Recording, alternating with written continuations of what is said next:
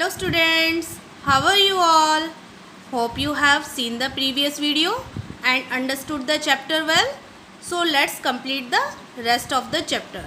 Let's start. Tansen's singing was so powerful that when he sang the Meghmalar Raga, rain clouds would appear in the sky and it would begin to pour. Tansen की जो singing थी वो इतनी powerful थी, इतनी शक्तिशाली थी कि जब वह मेघमलार राग को गाता था तो क्लाउड्स में क्या अपीयर होने लगते थे, रेन क्लाउड्स, स्काई में रेन क्लाउड्स अपीयर होने लगते थे, यानी कि स्काई बादल, आकाश में बादल दिखाई देने लगते थे and it would begin to pour, और वो जल्दी ही बरसना शुरू कर देते थे. Every day Tansen entertain the emperor with his music. प्रत्येक दिन तानसेन एम्परर को अपने म्यूज़िक से एंटरटेन करता था, यानी कि एम्परर का क्या करता था, मनोरंजन करता था. किससे मनोरंजन करता था? अपने संगीत से, अपने म्यूज़िक से. Often after the day hard work, सारे दिन की मेहनत के बाद Akbar would call Tansen to sing for him alone. Akbar Tansen को अपने लिए अकेले गाने के लिए बुलाता था. Tansen sang the ragas that would gently put Akbar to sleep at night or awaken him up in the morning. Tansen ऐसे रागों को गाता था जो धीरे धीरे अकबर सोने या सुबह जागने के लिए, जो अकबर को धीरे धीरे सोने के लिए और सुबह जागने के लिए कहते थे. इट इज़ सेड, यह कहा जाता है, that once Akbar command Tansen to sing the Deepak raga. यह कहा जाता है कि अकबर ने एक बार तानसेन को आज्ञा दी कि वह उसके लिए दीपक राग गाए. कैसा राग गाए? दीपक राग. दिस राग was dangerous for if it was संग perfectly it could set things on fire.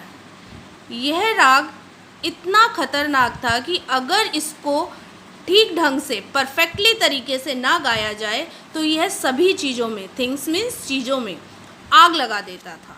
इतना खतरनाक था ये राग. It could even burn the singer's body to ashes. यह गाने वाले की बॉडी को भी जलाकर राख में बदल देता था अगर ये परफेक्ट तरीके से ना गाया जाए. Tansen knew it, and so he requested the emperor not to ask him for such a dangerous raga. Tansen यह जानता था, इसलिए उसने रिक्वेस्ट की. किससे? एम्परर से रिक्वेस्ट की कि वह उसे यह डेंजरस राग, ये खतरनाक राग गाने के लिए ना कहे. But Akbar would not listen to anything. परंतु अकबर उसकी कुछ नहीं सुनना चाहता था. Tansen had no other alternative but to fulfil the emperor's demand.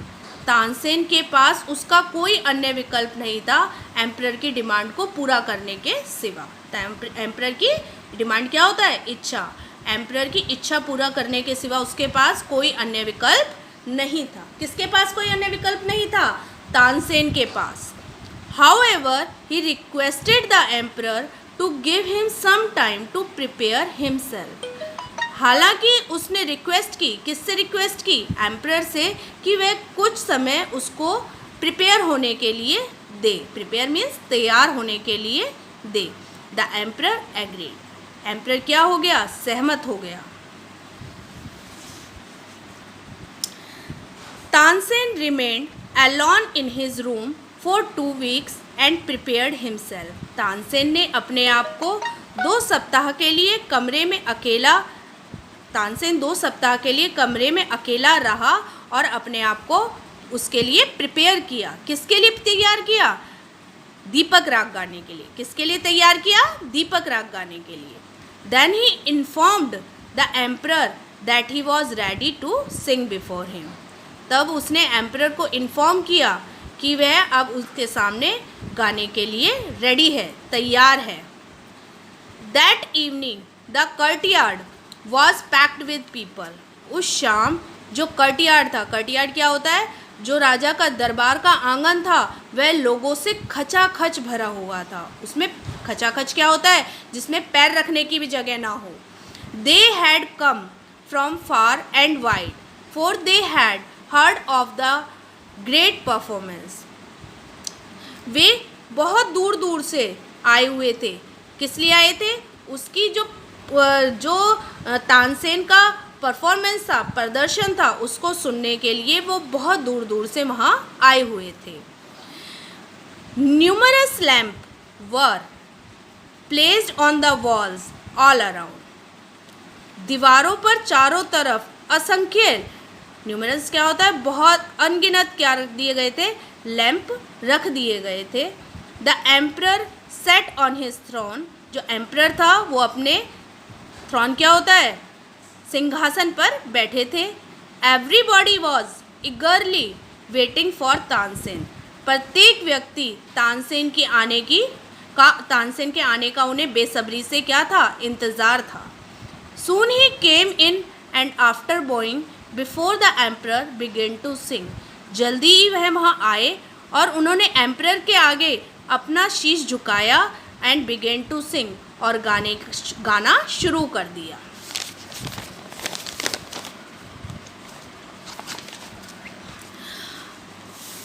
A cool breeze was blowing, but as Tansen sang on.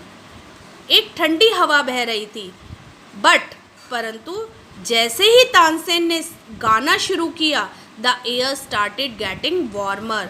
जो एयर थी, हवा थी, वो जल्दी ही गर्म हो गई। People perspired and fanned themselves to cool down. लोगों को क्या आने लगा? लोगों को गर्मी से पसीना आने लगा। एंड फैंड, और वो हवा करने लगे अपने आप को ठंडा करने के लिए। फैंड माने हवा करने लगे। हम हाथों को हिलाते हैं ना हवा करने के लिए, ऐसे वो अपने आप को हवा करने लगे। और किस लिए? अपने आप को ठंडा करने के लिए। The leaves dried on the trees and the flowers in the garden wilted. जो लीव्स थे, किसके? पेड़ों के जो लीव्स थे, पत्ते थे, वो क्या होने लगे? सूखने लगे। And the flowers in the garden, और जो गार्डन के फ्लावर्स थे, फूल थे, वो क्या होने लगे? लाइफलेस होने लगे। विल्टेड मीन्स लाइफलेस, जैसे उनमें कोई जीवन ही ना हो। Birds flu away from there nest. पक्षी अपने घोंसलों से निकलकर उड़ गए, वहाँ से उड़ गए। Soon it became so hot that the people could not sit any longer. जल्दी ही वहाँ बहुत गर्मी हो गई और लोग वहाँ पर लंबे समय तक नहीं बैठ सकते थे। They got up and fled. वे उठे और वहाँ से, फ्लेड मीन्स भाग गए, रन अवे हो गए। जल्दी ही वहाँ से क्या हो गए? रन अवे हो गए। As Tansen reach the end of the raga. जब तानसेन राग के अंत में पहुँचे, the lamps on the walls lit up on their own. जो वॉल्स पे लैंप रखे हुए थे ना, वो अपने आप लिट अप हो गए, अपने आप जल उठे। Tansen's body too seemed to be burning. Tansen की बॉडी ऐसे दिखाई दे रही थी कि जैसे वो भी क्या कर रही हो? बर्निंग कर रही हो, जल रही हो। He fell down on the ground and, वह जल्दी ही क्या हो गया? फेल डाउन हो गया। कहाँ पर? ग्राउंड पे, ग्राउंड में गिर गया। एंड बिकेम अनकॉन्शियस, और क्या हो गया? बेहोश हो गया। अनकॉन्शियस होता है जो बेहोश हो जाता है ना व्यक्ति, वह क्या हो गया? भूमि पर, ग्राउंड में गिर गया और क्या हो गया? अनकॉन्शियस हो गया। It took many months from him to recover. उसे बहुत महीने लगे रिकवर होने के लिए, यानी रिकवर मीन्स ठीक होने के लिए उसे बहुत महीने लगे। This it is said had happened almost 400 years ago. यह कहा जाता है कि यह सब घटित हुआ 400 साल पहले। 400 ईयर्स एगो। लगाओ बच्चों, कितने साल पहले हुआ? 400 साल पहले हुई थी ये घटना। But Tansen is remembered even today. परंतु तानसेन को अभी भी, रिमेंबर्ड माने याद करना, आज भी उन्हें याद किया जाता है। मैंने आपको फोकस वर्ड में वर्ड मीनिंग्स की हिंदी लिखवाई है ना, इसीलिए लिखवाई है कि ताकि आपकी वोकैब अच्छी हो। तो सभी को वोकैबुलरी के लिए उनको लर्न जरूर करना है। ठीक है, आगे पढ़ते हैं। A music festival is held every year near his tomb at Gwalior. उनकी याद में क्या एक म्यूज़िक फेस्टिवल रखा जाता है, त्यौहार रखा जाता है प्रत्येक साल। नियर हिज टॉम्ब, उनकी समाधि के पास। टॉम्ब क्या होते हैं? उनकी समाधि, जो कि कहाँ है? ग्वालियर में। ग्वालियर में उनकी समाधि के पास हर साल एक म्यूज़िक फेस्टिवल ऑर्गेनाइज किया जाता है। ठीक है। Singers from every corner of the country assembles there. जो सिंगर्स हैं, बहुत दूर दूर के देशों से सिंगर्स वहाँ पर असेंबल होते हैं, इकट्ठे होते हैं, कोने कोने में से आते हैं वहाँ सिंगर्स। थ्रू देयर म्यूज़िक, अपने म्यूज़िक के द्वारा, they pay their tribute to the great musician. वे उन्हें क्या देते हैं? अपनी पे होमेज देते हैं। ट्रिब्यूट क्या होता है? पे होमेज, श्रद्धांजलि देते हैं उस ग्रेट म्यूजिशियन को, संगीतकार को। They believe that their voice would improve if they touch the tomb and eat a leaf of the tamarind tree that stood near the tomb. लोगों का मानना है, उन्हें विश्वास है कि जो उनका टॉम्ब है, टॉम्ब क्या था?